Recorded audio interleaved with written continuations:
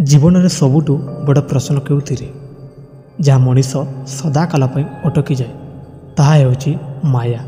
ତୁମେ ଥରେ ଚିନ୍ତା କର, ଆମେ ଦିନ ରାତି କ'ଣ କରୁଛୁ? ଆମେ ହସୁଛୁ, କାନ୍ଦୁଛୁ, ଆଖିରେ ଲୁହ ବହୁଛୁ, ସ୍ୱପ୍ନରେ ଡୁବୁଛୁ ଏବଂ ଆଶା ଆଶଙ୍କାରେ ବାନ୍ଧିବାକୁ ଆରମ୍ଭ କରୁଛୁ। କିନ୍ତୁ ସତ୍ୟ କ'ଣ?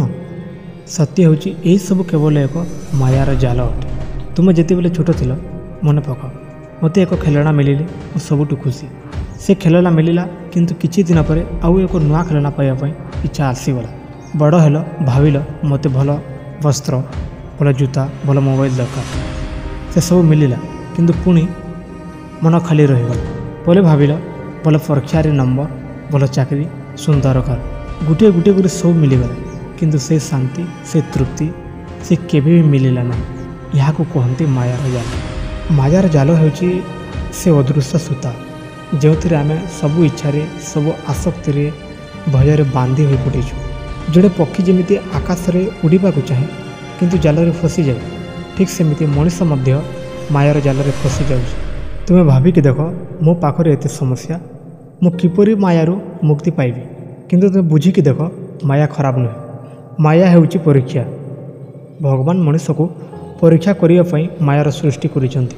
ଜଣେ ଶିକ୍ଷକ ଯେମିତି ଗୋଟିଏ ଷ୍ଟୁଡେଣ୍ଟକୁ ପରୀକ୍ଷା ଦେଇଥାନ୍ତି, ଠିକ୍ ସେମିତି ଭଗବାନ ଆମକୁ ମାୟାର ପରୀକ୍ଷା ପକାଇଥାନ୍ତି। ପ୍ରଶ୍ନ ହେଉଛି, ତୁମେ ସେହି ମାୟାକୁ ନିୟନ୍ତ୍ରଣ କରୁଛ କି ମାୟା ତୁମକୁ ନିୟନ୍ତ୍ରଣ କରୁଛି?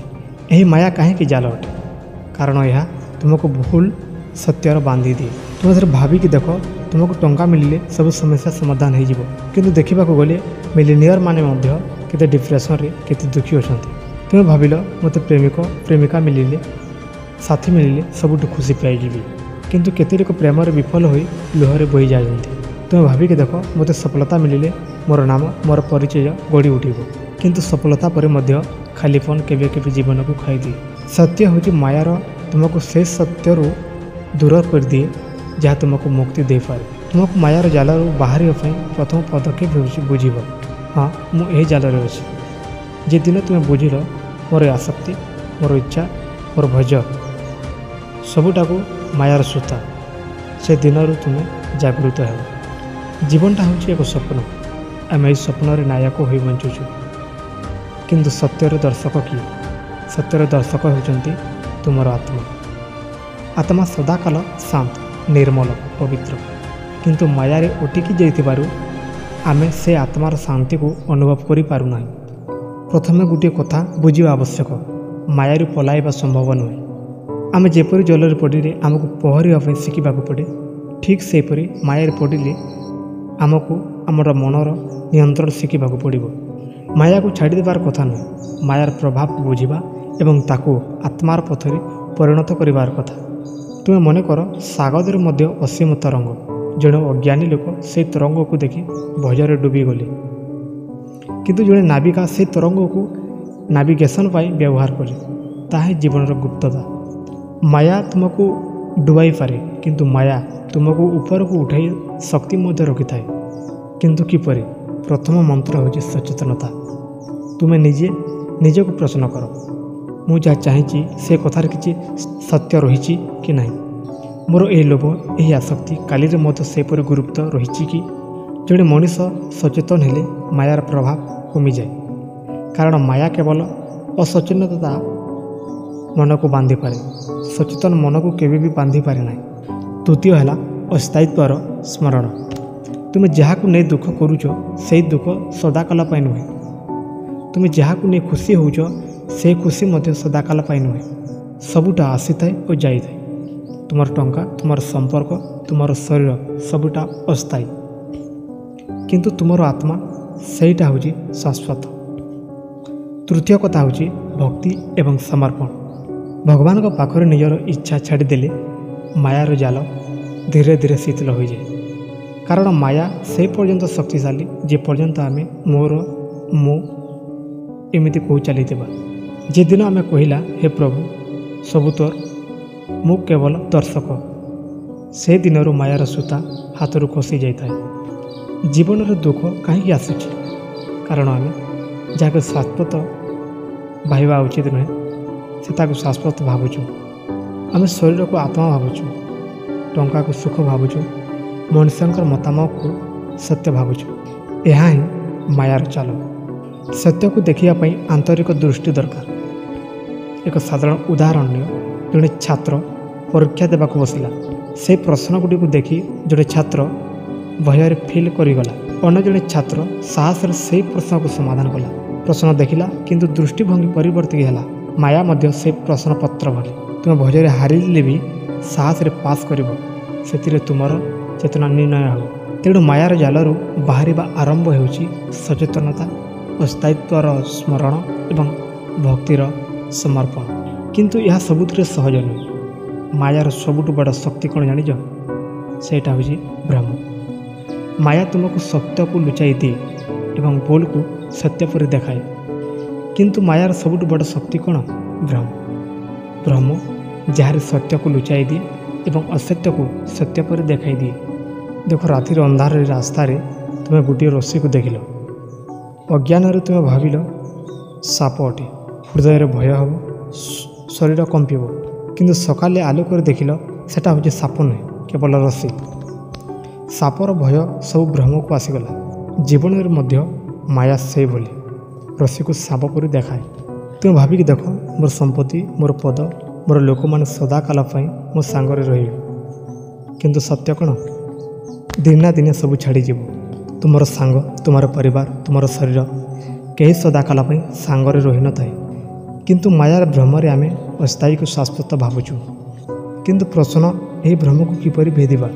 ପ୍ରଥମ ଉପାୟ ହେଉଛି ଆତ୍ମଚିନ୍ତନ। ଦିନକୁ 10 ମିନିଟ୍ ତୁମେ ଶାନ୍ତ ହୋଇ ବସ, ଆଖି ବନ୍ଦ କର, ନିଜକୁ ପ୍ରଶ୍ନ କର, ମୁଁ କିଏ? ଏହି ଶରୀର, ଏହି ନାମ, ଏହି ପରିଚୟ, ନା ମୁଁ ଏହି ସବୁ ପରେ କିଛି?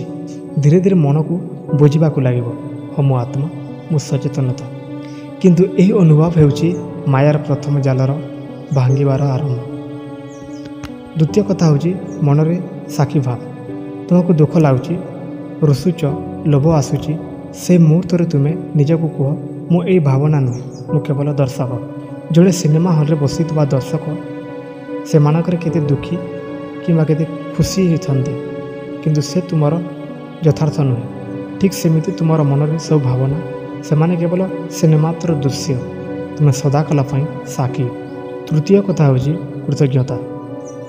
ଭ୍ରମକୁ ଭାଙ୍ଗିବା ପାଇଁ ଆମକୁ କୃତଜ୍ଞତାର ଚକ୍ଷୁ ଦରକାର। ଦିନେ ନା ଦିନେ ଗୋଟେ ଥର ଆପଣ ଭାବ, ଆଜି ମୋ ପାଖରେ ଯାହା ଅଛି ସେଟା ଭଗବାନଙ୍କର କୃପାରୁ। ତୁମର ଶ୍ୱାସ, ତୁମର ପରିବାର, ତୁମର ଖାଦ୍ୟ, ସବୁକିଛି ଉପହାର। ମାୟା କୁହେ ତୋର କିଛି ନାହିଁ। କୃତଜ୍ଞତା କୁହେ ମୋର ପାଖରେ ସବୁ ଅଛି। ଏ ବୁଦ୍ଧିରେ ଭ୍ରମର ପର୍ଦ୍ଦା ଦିନେ ନା ଦିନେ ହଟିଯାଏ। ଚତୁର୍ଥ ହେଉଛି ସତ୍ସଙ୍ଗ। ତୁମେ ଯାହାଙ୍କ ସାଙ୍ଗରେ ରହୁଛ ସେମାନଙ୍କର ଭାବନା ସେମାନଙ୍କର ପ୍ରଭାବିତ କରୁଛି। ଯଦି ତୁମେ ସଦା ଲୋଭୀ, ଅସନ୍ତୁଷ୍ଟ, ନେଗେଟିଭ୍ ଲୋକଙ୍କ ସାଙ୍ଗରେ ରହିବ, ମାୟାର ଜାଲ ଆଉ ଗାଢ଼ ହେବ। କିନ୍ତୁ ଯଦି ତୁମେ ଶାନ୍ତ, ସତ୍ୟନିଷ୍ଠ, ଭକ୍ତ ଲୋକଙ୍କ ସାଙ୍ଗରେ ରହିବ, ମାୟାର ଜାଲ ଶିଥିଳ ହୋଇଯାଏ। ମାୟାର ଭ୍ରମ କେବଳ ଦୃଷ୍ଟିରେ ରହିଛି। ଦୃଷ୍ଟି ପରିବର୍ତ୍ତ ହେଲେ ଜୀବନ ପରିବର୍ତ୍ତିତ ହୋଇଯାଏ। ଭଗବାନ କେବେ ବି ମାୟାକୁ ଦଣ୍ଡ ଭାବେ ଦେଇନାହାନ୍ତି, ସେ ତାକୁ ପାଠ ଭାବେ ଦେଇଛନ୍ତି। ଦେଖ, ଜଣେ ପକ୍ଷୀ ଦିନେ ନା ଦିନେ ଜାଲରେ ଫସି ଆଖପାଖ ଉଠିବାକୁ ଚେଷ୍ଟା କରୁଛି। ସେଥିରେ କେବଳ ବେଦନା ଅଛି, ଅସହାୟତା ଅଛି, ଭୟ ଅଛି। କିନ୍ତୁ ସେଦିନ ସେ ଜାଲକୁ ଭାଙ୍ଗି ଦେଇଥାଏ। ସେ ଆରାମରେ ସେହିଦିନ ସେ ପକ୍ଷୀ ଆକାଶକୁ ଛୁଇଁ ଦିଏ। ସ୍ୱାଧୀନତା, ହାଲୁକାପଣ, ଅନନ୍ତ ଆନନ୍ଦ ପାଇଥାଏ। ମଣିଷ ମାୟାର ମୁକ୍ତି ପାଇଲେ ମଧ୍ୟ ଠିକ୍ ସେମିତି ହୋଇଥାଏ। ସେଦିନ ଭୟର ଦାସ ରହିନଥାଏ, ସେଦିନ ଲୋଭର ବନ୍ଧା ରହିନଥାଏ, ସେଦିନ ଦୁଃଖ ମଧ୍ୟ ତାକୁ ଭାଙ୍ଗିପାରେ ନାହିଁ। ମଣିଷ ବୁଝିଯାଏ ସତ୍ୟ ସୁଖ ବାହାରେ ନୁହେଁ, ସତ୍ୟ ସୁଖ ଭିତରେ ଅଛି। ସେଦିନ ଆଉ ଟଙ୍କା ତାକୁ ମୋହିତ କରିପାରେ ନାହିଁ। ନାମ, ଯଶ, ପଦ, ପଦବୀ, ନାମ, ଫେମ୍ ସେମାନେ ଆଉ ତାଙ୍କୁ ଛୁଇଁ ପାରନ୍ତି ନାହିଁ। ସେଦିନ ସେ ଶାନ୍ତରେ ସାଗରରେ ଡୁବିଯାଏ। ତେଣୁ ଦୋସ୍ତ, ସତରେ କହୁଛି, ଜଣେ ମାୟାରେ ମୁକ୍ତ ଲୋକ ଜୀବନରେ ସବୁ କରେ କିନ୍ତୁ କିଛିରେ ଆସକ୍ତ ହୁଏ ନାହିଁ। ସେ କାମ କରେ କିନ୍ତୁ କାମର ଫଳରେ ବନ୍ଧା ହୁଏ ନାହିଁ। ସେ ପରିବାରକୁ ଭଲ ପାଏ କିନ୍ତୁ ପରିବାରକୁ ସତତ ଭାବି ବେଦନାରେ ନୁହେଁ। ସେ ସମ୍ପର୍କ ଥାଏ କିନ୍ତୁ ସେ ସମ୍ପର୍କରେ ନିଜକୁ ହରାଇ ନଥାଏ। ଏହା ହିଁ ସତ୍ୟ ସ୍ୱାଧୀନତା। ଆଉ ଏ ମୁକ୍ତି ମାନେ ପର୍ବତରେ ବସି ସବୁ କିଛି ଛାଡ଼ିଦେବା ନାହିଁ। ସତ୍ୟ ମୁକ୍ତି ହେଉଛି ଲୋକମାନଙ୍କ ମଧ୍ୟରେ ରହି ମାୟାକୁ ବୁଝି ତଥାପି ନିଜର ଆତ୍ମାକୁ ଶାନ୍ତିରେ ବଞ୍ଚିବା। ଏହି ଅବସ୍ଥାରେ ମଣିଷର ଚେତନା ପରିବର୍ତ୍ତିତ ହୋଇଯାଏ। ତାକୁ ସମସ୍ତଙ୍କର ଭଗବାନ ଦର୍ଶନ ହୁଏ। ସେ ଛୋଟ ବଡ଼, ଗରିବ ଧନୀ, ନିକଟ ଦୂର କାହାର ମଧ୍ୟ ଭେଦଭାବ ଦେଖିନଥାଏ। ତା'ର ହୃଦୟରୁ କେବଳ କରୁଣା ଝରେ। ତା'ର ଜୀବନରୁ କେବଳ ଆଲୋକ ପ୍ରସାରିତ ହୁଏ। ତେବେ ବୁଝିପାରୁଥିବ, ମାୟାରୁ ମୁକ୍ତ ମଣିଷ ଜୀବନକୁ ପଲାଇ ନଥାଏ। ସେ ଜୀବନକୁ ସଠିକ୍ ଭାବରେ ବଞ୍ଚିବା ପାଇଁ ଶିଖିଥାଏ। ସେ ବାହାରେ ଲଢ଼ୁଛି କିନ୍ତୁ ଭିତରେ ଶାନ୍ତ ଅଛି। ସେ କାମ କରୁଛି କିନ୍ତୁ ଫଳରେ ବନ୍ଧା ହୋଇନାହିଁ। ଆଖିରୁ ପାଣି ବହୁଛି କିନ୍ତୁ ଭିତରେ ଆଲୋକର ପୂରଣ ଅଛି। ତୁମେ ଏହି ସତ୍ୟ ବୁଝିବାକୁ ପଡ଼ିବ। ମାୟା ନିଷ୍ଠୁର ନୁହେଁ, ମାୟା ତୁମକୁ ପାଠ ପଢ଼ାଏ। ସେହି ପାଠରୁ ଯେମିତି ଆମେ ଶିଖୁଛୁ, ଆମେ ଆଲୋକମୟ ପଥରେ ଯାଉଛୁ। ଏହି ଆଲୋକମୟ ପଥ, ଏହାକୁ ବୁଝିଲେ ମଣିଷର ଜୀବନ ସତରେ ପରିବର୍ତ୍ତିତ ହୋଇଯାଏ।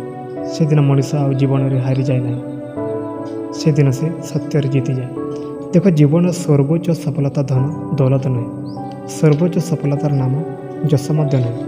ସର୍ବୋଚ୍ଚ ସଫଳତା ହେଉଛି ନିଜର ଆତ୍ମାକୁ ବୁଝିବା, ନିଜର ଭିତର ଭଗବାନକୁ ଦେଖିବା।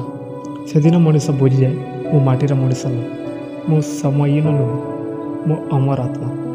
ଯେଦିନ ମଣିଷ ଏ ସତ୍ୟକୁ ଧରି ନେଇଥାଏ, ସେଦିନ ଭୟ ମିଶିଯାଏ, ଦୁଃଖ ଅଲେପ ହୋଇଯାଏ, ଆଶା ନିରାଶା ତାଙ୍କୁ ବାନ୍ଧି ପାରେ ନାହିଁ। ସେଦିନ ମଣିଷ ସର୍ବୋଚ୍ଚ ଶାନ୍ତିକୁ ଅନୁଭବ କରିଥାଏ। ସେଦିନ ସେ ଜୀବନର ସବୁ କାମକୁ କରିଥାଏ କିନ୍ତୁ ମାୟାରେ ବାନ୍ଧି ହୋଇନଥାଏ। ସେ ପରିବାରକୁ ଭଲ ପାଏ କିନ୍ତୁ ଆସକ୍ତିରେ ନୁହେଁ, କରୁଣାରେ। ସେ ସମ୍ପର୍କରୁ ଗଢ଼ିଥାଏ କିନ୍ତୁ ସେମାନଙ୍କ ଭଗବାନଙ୍କ ରୂପକୁ ଭାବେ।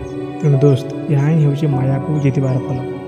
ମାୟାକୁ ଜିତିଲେ ମଣିଷର ଜୀବନ ସେବା ହୋଇଯାଏ, ତା'ର ହୃଦୟ କରୁଣାର ସାଗର ହୋଇଯାଏ, ତା'ର ପଥ ଆଲୋକର ପଥ ହୋଇଯାଏ।